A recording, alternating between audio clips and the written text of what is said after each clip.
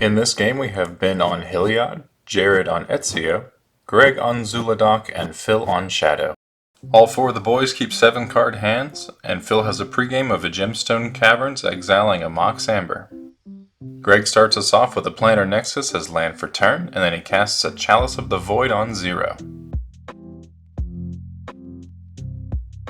Ben plays an Urza Saga as land for turn. And Jared plays an Arid Mesa, cracks it for a Tundra, and casts an Esper Sentinel.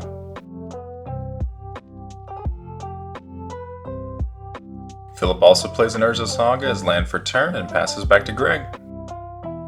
Greg's land for turn is a City of Traders, which he follows up by casting a Moon Silver Key. Jared draws with Esper Sentinel.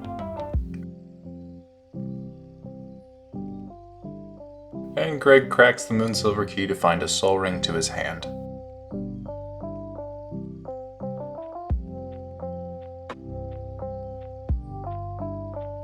Ben plays a City of Brass as land for turn.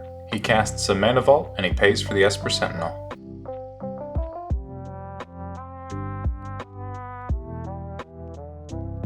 Jared plays a Bayou, and he also casts a Mana Vault.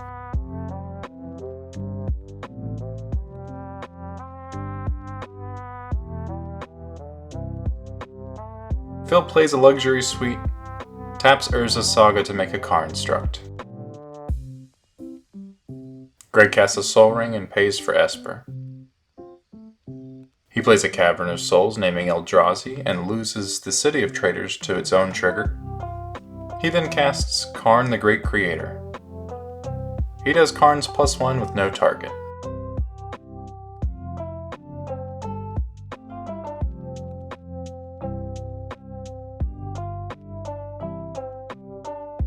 Ben taps Urza Saga, floats 1 before using its final ability to search for a Soul Ring. He plays Otawara as land for turn, and casts Greater Oromancy, paying for Esper. On Ben's end step, Jared casts Chain of Vapor, targeting Karn. The table discusses for a while if they should allow this, and ultimately Greg does not continue the chain. On Jared's turn, he plays a Badlands as land for turn, and casts Ad Nauseam.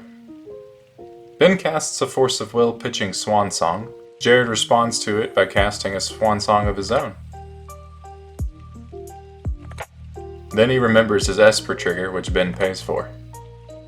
Ad Nauseam reveals a Mox Diamond, Misty Rainforest, Lotus Petal, Silence, Mental Misstep, Boseiju Who Endures, Polluted Delta, City of Traders, Underground Sea, Crow Mox, Valley Floodcaller, 6, Elvish Spirit Guide, Demonic Tutor, Brain Freeze, Voice of Victory, Tropical Island, Plateau, Manamorphose, Flooded Strand, Summoner's Pact, Imperial Seal, Underworld Breach, Mox Opal, Bloodstained Mire, An Offer You Can't Refuse, Final Fortune, Arcane Signet, Demonic Council, Ragavan, Savine's Reclamation, and he decides to stop there.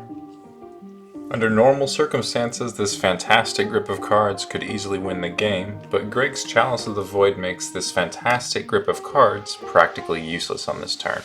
And even with the Elvish Spirit Guide, Jared's 1 mana short of channeling his Boseiju to destroy it. So he sculpts a 7 card hand and passes turn to Phil. Phil untaps and uses Urza Saga to create another Karn Struct. At this point, the table's trying to determine how they can prevent Jared from untapping. Knowing that Jared is only on 6 life and will be taking a damage in his upkeep, they determine that they will all do as much combat damage to him as they can. Phil grabs a Mox Opal with the Urza Saga trigger, shocks a Blood Crypt land in for turn. He taps both of those and casts a Cabal Ritual. Jared draws with Esper.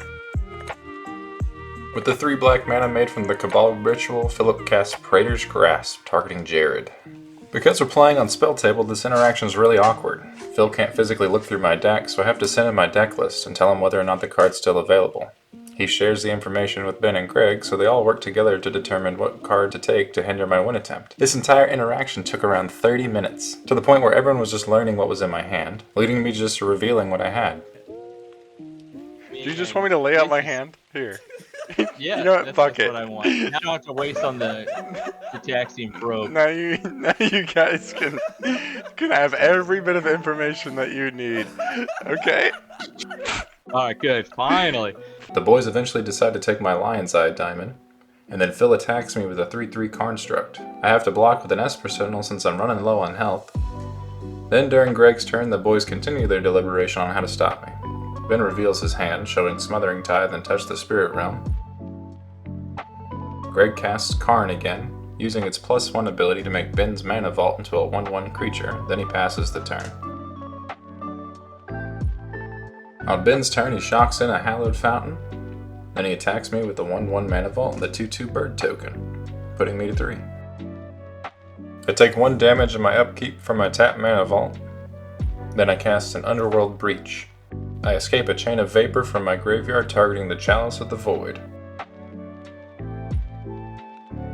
Greg bounces the Chalice to hand and sacrifices his Cavern of Souls to copy the Chain of Vapor, targeting Underworld Breach.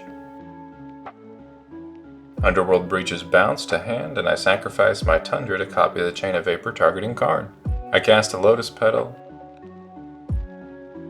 exile my Elvish Spirit Guide, use the Lotus Petal for red and recast my Underworld Breach. With my LED exiled to the Praetor's Grasp, my Underworld Breach line isn't as clean as it could be. But I do have enough to escape my Lotus Petal twice, escape my Demonic Council, search with Delirium, escape Lotus Petal 2 more times, cast the Demonic Tutor from my hand, and finally, escape Lotus Petal 3 more times for blue, blue, black, and cast Thassa's Oracle and Demonic Consultation, winning the game. I hope you enjoyed today's gameplay video. We're preparing for some massive improvements to the channel in the near future and would love to have y'all there for it. So please like and subscribe, and if you're interested in learning more about cEDH, join our Discord where we discuss all sorts of things pertaining to the format.